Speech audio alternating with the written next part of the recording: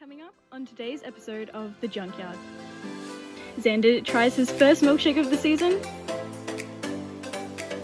Bjorn asks the people of Southbank some grueling trivia questions. And we ask for your hot takes. And there's so much more tonight on The Junkyard.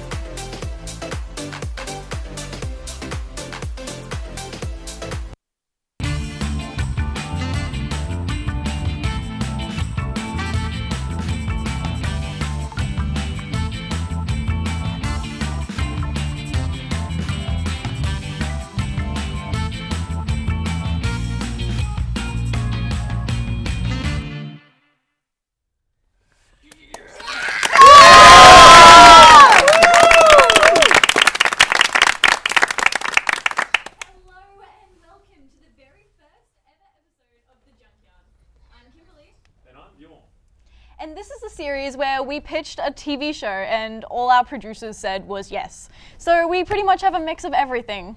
That's right, Kimberly. We'll be exploring all the topics that are hot right now every Wednesday for the next 4 weeks, 7:30 p.m. Australian Eastern Standard Time, right here on YouTube. And you have absolutely no idea what you're in for tonight. Absolutely. We are talking chaos, confusion, and probably a few things our insurance didn't sign off on.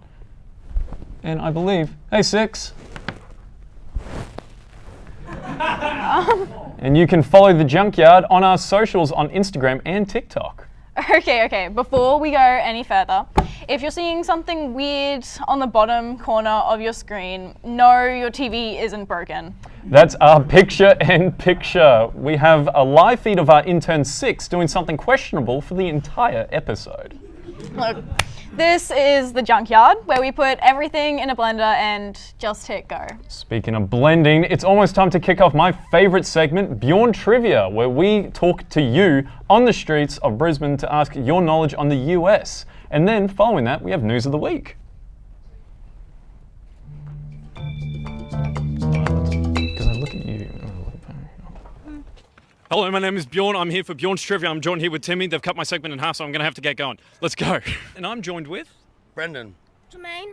Dominic. Rika. B. Lee. Daniel. Jack. Henry. And? Tanya. And I'm going to be asking Henry and Tanya about some US trivia. Now, our first question. Which US politician has been alleged to have bought 100 cans of Campbell's Chunky Soup? Was it A, Ted Cruz, B, J.D. Vance, C, Bernie Sanders, or D, Tim Walz? Definitely not Bernie. Bernie Sanders. Bernie Sanders. Bernie Sanders, C. Go Bernie Sanders. I'm going to go Ted Cruz because it sounds funnier. It's funny because it's true. It was Ted Cruz. Must like his soup, eh? Who out of the people listed have not been in the White House? Is it A, Tony Hawk, B, Snoop Dogg, C, Stone Cold Steve Austin, or D, the entire cast of Hamilton? Can I hear the options again? Stone Cold Steve Austin. Snoop Dogg. Unfortunately, Snoop Dogg has been in the White House. It is not Stone Cold Steve Austin. And on to our last question. For bonus points, for 3 extra bonus points, if you can pronounce the longest name for a lake that is located in Webster, Massachusetts, you can get 3 points. Cha, go, ga, go. And Chow, go. Why are you doing this to people? Gag, gog, chow, banagu. Lake Chargagagag Manchagagag Chowbanagungamog. Yeah, I'm not trying that. Thank you guys for coming in for Bjorn's Trivia. I'm going to go spend some time trying to figure out how to pronounce this, and I'll see you guys next week.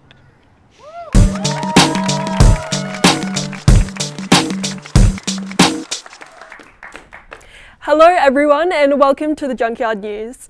My name is Lauren and I'll be bringing you news from across the junkyard we call home. Up first, J.D. Vance killed the Pope.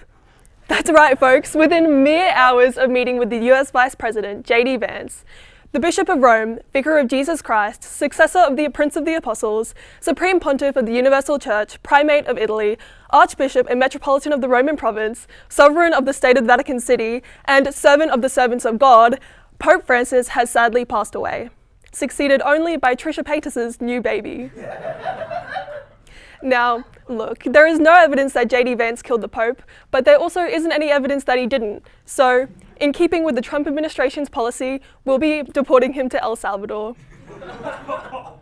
In other news, an absolute red wave demolished the Liberal National Coalition, with current estimates predicting the Labour Party comfortably clearing a majority in the federal election.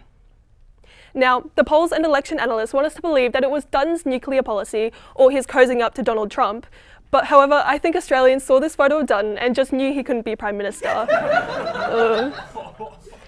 Dutton has become the first opposition leader to lose his seat since Federation. Still, I think what probably hurt Dutton most of all this weekend was the moment Donald Trump heard of the election results. He said, and I quote, "I have no idea who the other person is that ran against him," in reference to Dutton. The man Dutton spent so much time swearing that he'd have made a better tariff deal with, based several of his key policies on, and clearly has a bit of a crush on, has no clue he even exists, which I feel is just fitting for how this election has gone for him. Well, folks, that appears to be all I have time for this evening, so I'll see you all next week with more Junkyard news. Up next, we have Xander with his Milkshake takes.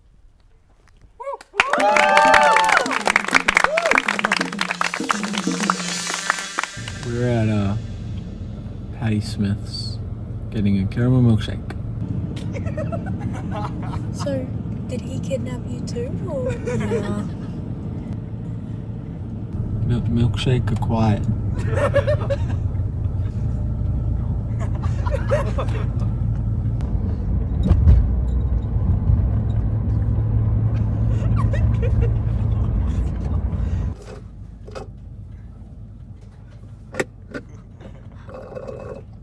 This is caramel milkshake review. This is from Patty Smith's in Strathpine. It was very tasty. It was $7.45. It was salted caramel, and it's salty and caramelly. And I get the Margot Robbie out of honey milkshake. Yeah. Margot Robbie.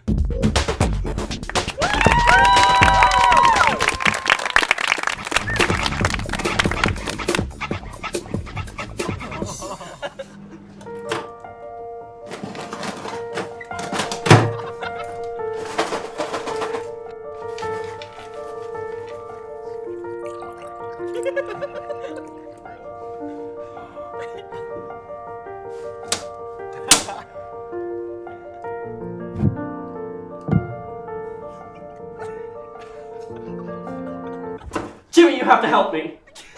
No, man, it's my only day off. Just let me relax, please. I can't find my phone. Oh, poor you. Read a book. No! I can't find my phone, and I have an interview in 10 minutes over the phone, and if I can't find it, that means I'm not going to be able to make mine, and then I'm going to have to sell my stupid TV, and then you're not going to be able to watch your stupid movies! The movies aren't stupid. That is not the point! Help me! Alright, fine, what do you want me to do? Call it? It's on silent. Where was the last place you left it? I don't remember. Get up so I can look under you. No, man, look, I'm 99.5% sure that I'm not sitting on it right now. Okay, look somewhere else. Fine. I'm checking our room. My room! No!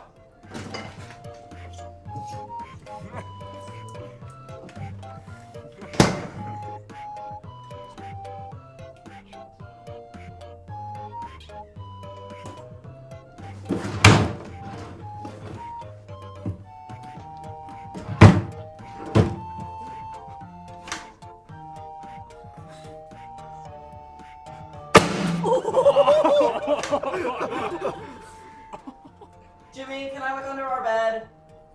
My bed, and yeah, sure, whatever.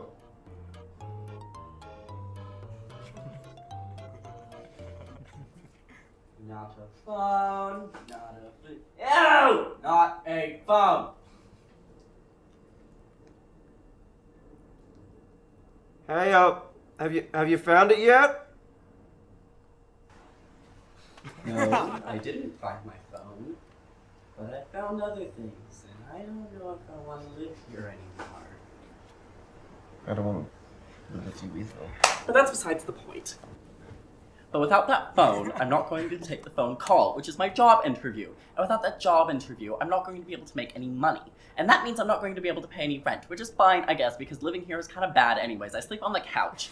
But I still can't pay rent. And then I'm gonna have to kick you out. And then you're gonna have to kick me out. Exactly. And then what do?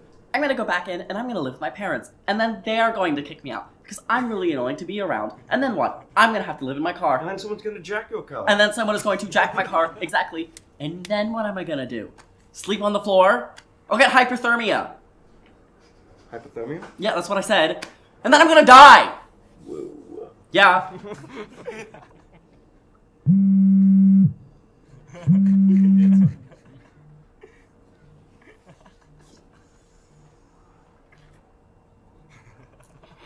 Are you sitting on my phone? Nope. I'm sitting on my phone. I'm like 2.5% sure.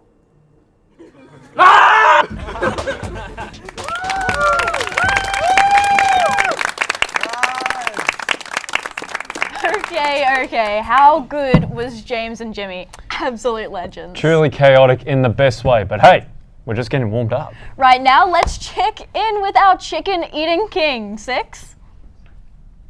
Oh, they're gone. Oh no, back. They still seem to be surviving, at least. Having a whale of a time. Now we're switching gears, and it's time to bring some talent into the junkyard. She's an incredible dancer. She's got the moves that'll make you want to get out of your chair, and honestly, we might. Please welcome the insanely talented Alex Doyle.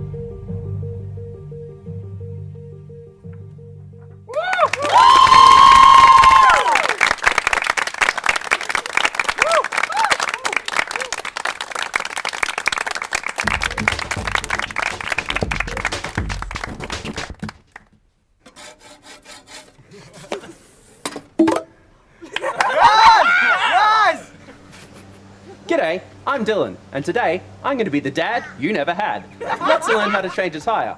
Are you ready? You're going to need a jack, a wheel brace, and preferably your owner's manual. Next, locate your spare tyre. In a small car like this, it's under the floor. If you don't know where to look, don't worry. Your owner's manual will show you. And you're doing great.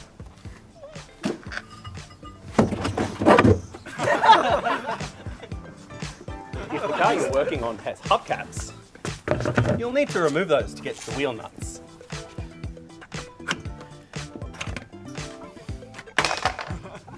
Remove the nuts, but don't take them off all the way. You'll need them to hold the tyre on while you've got it in the air. And don't worry, you're doing great.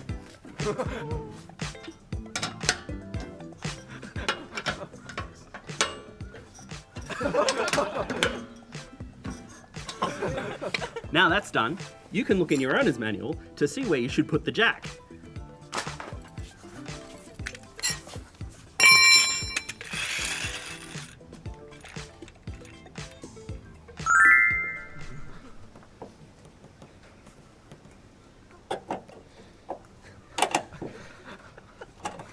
Sometimes it's a little tricky, but I believe in you. Now, you can just swap off the wheel.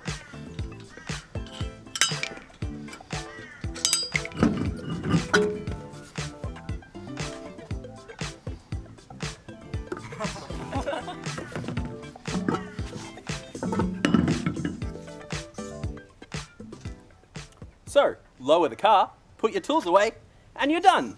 You did a great job, kiddo. I'm proud of you. Whoa, whoa, whoa, whoa, whoa, whoa! Hey, don't tell your mother.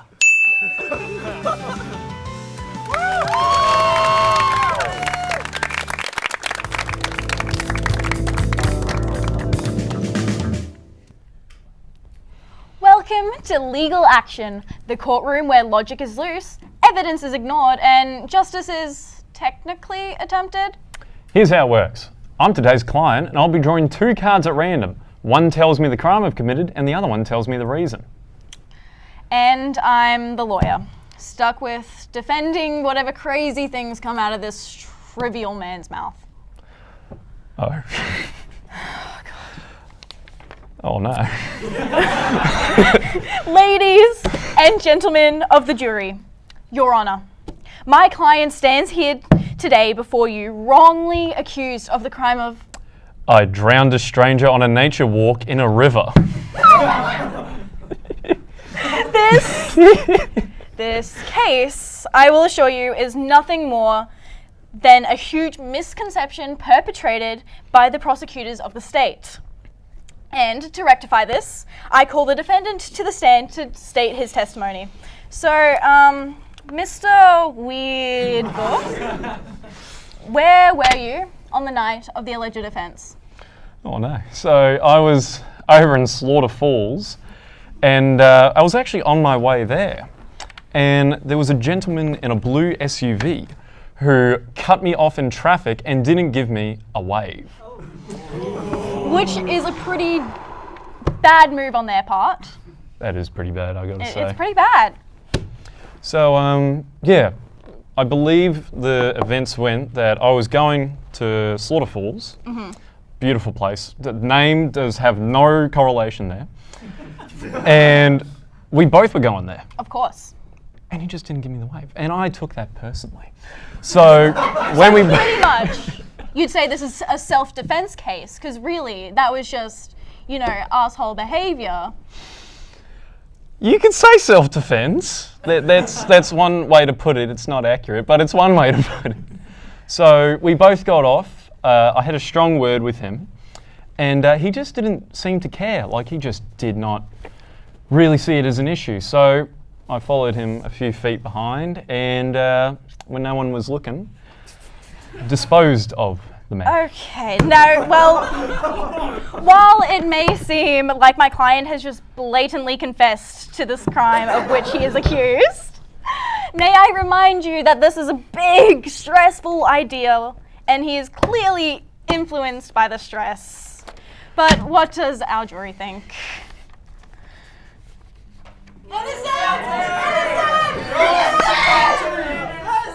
stop it, okay? I think he's not guilty. In fact, I think the other guy, kinda shady.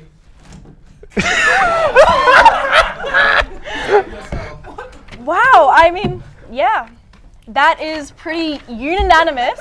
And as we all know, you have to have a unanimous decision when in murder trials like this. The people have spoken. The people what can I say? have spoken.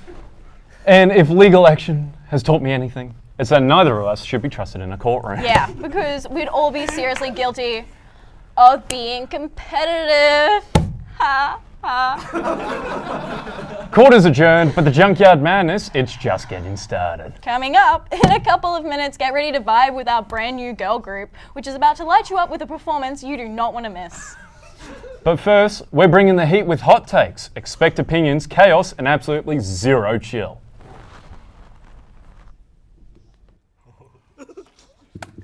What's up, guys? It's Chelsea Howler, and this is Hot Takes. I'll be asking people around South Bank their hot takes. Let's go.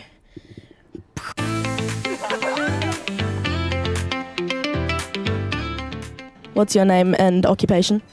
Evie. My name is Ben, and I drive forklifts. Trey Stockman. I don't want to talk about my occupation. And I am an audio engineer. Firstly, who should pay on the first date? I think split. I'll do it. All right. Why do you say that? The feminist in me. It's just rude not to. What if you were asked on the date? Then him. What if you went on a date and a guy comes in like the skinny jeans with like the... Yeah. Actually, Ban them. I hate skinny jeans. For everyone? Mostly men. Like, what are you doing? Yeah, no, not a fan. Like, are you a 55-year-old divorced? So are you leaving the date? I don't know. Yeah. Valid. Next question. How long should you be dating before you propose? Propose? Oh my god. 6 years. Over 3 years. Depends on how desperate I am. Because that's a good amount of time to actually be with someone. It just seems like a really good number. So I'm not going to propose at 22, but maybe if I was with someone when I'm 30. 30 is a good number to get married at. Do it then. So it's like case by case kind of vibe. I don't know. I just feel like, I mean, for me, because I want kids when I'm like 31, so I feel like it makes sense. What's your hot take on thirst traps? Thirst traps are cringe. Thirst traps? But like, it's just the fact that someone had to set up a camera, take their shirt off or do whatever. I have no real opinion on thirst traps. Make the lighting look all like, you know, steamy. Yeah, and be like, oh, that's good. They're okay, I guess. You enjoy a thirst trap every now and then? Yeah, I'll dabble. You watch it. You indulge.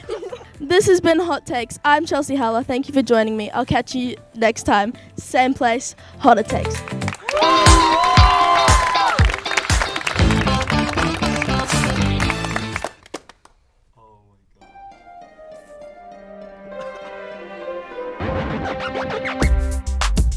Janie J. Yeah. Badass girl. I ain't playing. How about you? Nuh-uh. No, baby, I ain't playing, but you always mess around. I'm like a broken record about all the ways you bring us down. Never picking up the phone when I got something to say. You're just acting like a child. You treat this like a game. Work with me, boy. If there's a work you gotta step up and you'll be rewarded. Work with me, boy. But you ain't done nothing yet. This ain't a playground, you got to play fair. You would know better if you were my man. Disposal open and close. What the hell do you think? I'm a convenience store. You be cheating and reeking a better girl in the city. You really think you can get one more? Ain't playing either, I know you would leave me, but I'm just trying to get freaky like Sex in the City. That's like a show you like, cause you're a girl. That's right. I know you well, stop acting like I ain't treating you right. We're compatible, both got the style, the flow, both have a kink, so this one you've really got to know. Bear with me, girl, before you kick me out the door. I do really wanna see you lying dead on the floor. I'm a necrophiliac, can you see that? Like my girl's a little pale. Not in a racist way, I mean like Elizabeth Taylor. I mean dead, D-E-A-D-Y, it's my type of look. Get freaky, try it out, lie still and freeze up. Eyes wide open and put on some Tim Burton makeup. That's why I blow you off, I'm scared to open up. Now that you know the tea, I'm down and that's what's up. This ain't a playground, you got to play fair. With your bad body. You would know better if you were my No one has to know, shawty. Hump day, feeling nice. Shut up! Oh, my bad.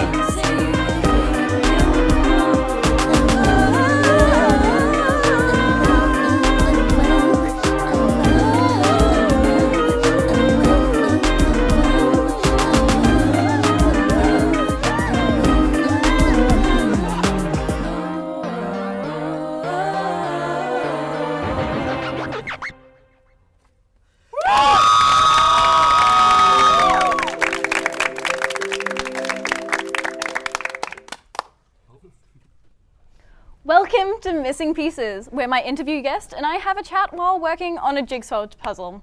And today I'm joined by Charles Box, who is an expert in all things Australian politics, especially Labor. So, without further ado, let's begin. So, what first sparked your interest in politics and why the Labor Party?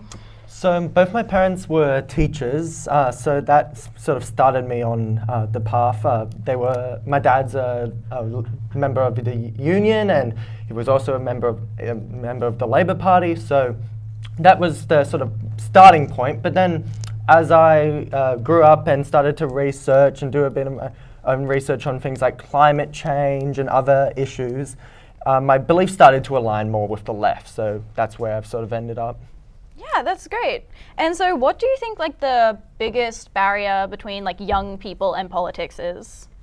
I think in Australia we have this weird sort of environment with mandatory voting, and it creates quite a stigma where it's more of a chore than an expression of a right. Obviously, throughout history, different people didn't have the right to vote and people fought for that. But in Australia, with this mandatory voting system, we see things like donkey voting, where political parties are vying for the first spot on the ballot paper, or also the high number of informal votes, which in some electorates, you often see that the difference between the two parties is the amount of informal votes there.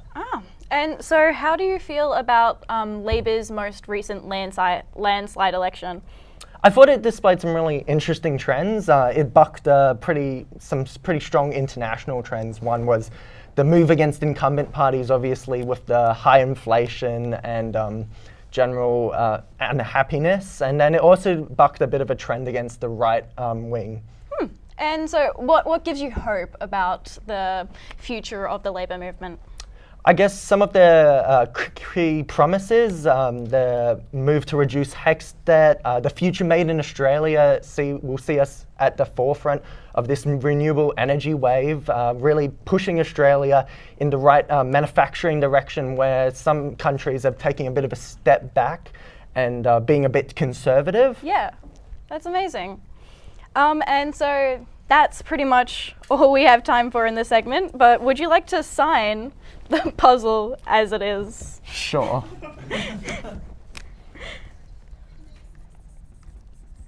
Perfect. Amazing. Thank you so much. And make sure to join in for Missing Pieces next week. In the meantime, we have the Junkyard's reporter Marley, who has a story on the new lively protest movement that started in Brisbane this week. No, shut up. I'm right. I'm here at Griffith Film School with a bunch of protesters, but what exactly are they protesting? Let's find out. What are you guys protesting today? We're protesting everything. Everything? Yes, traffic cones, traffic lights, curved buildings, tall buildings, short buildings, everything. Even the sign. I don't like the sign. That seems I don't like. What are you protesting? I'm protesting the lack of protests against protests. Doesn't that seem counterproductive? You just don't get it. You're part of the problem. Sorry. And what are you protesting? I'm protesting soundies. Why? They know what they did.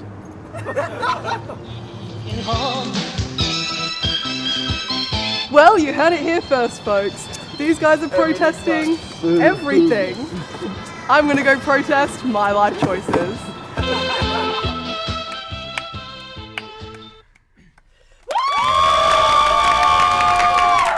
Well, that was certainly something. Indeed it was. And just like that, that's a wrap on the very first ever episode of The Junkyard. And what a ride it's been. From trivia battles to milkshake madness and the dance floor, we've officially nearly done it all. But before we wrap up, one last time, let's see our intern and see how they've been going. How you doing, Six? Oh. Alrighty, yeah, they do not look good. That's a lot of chicken. That is a lot of chicken. chicken. That chicken's been out for quite a few hours too. A little bit. I don't quite think like that's a safety, like, do we need to call a lawyer? It's not my job. Wait, that's my job. Okay, that's great. Big thanks to all the amazing guests and incredible crew. And most importantly, thank you for hanging out with us. But we're just getting started, so buckle up because this Junkyard's only going to get crazier from here.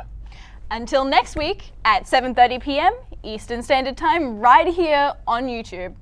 Stay messy, stay loud, and most importantly, stay awesome.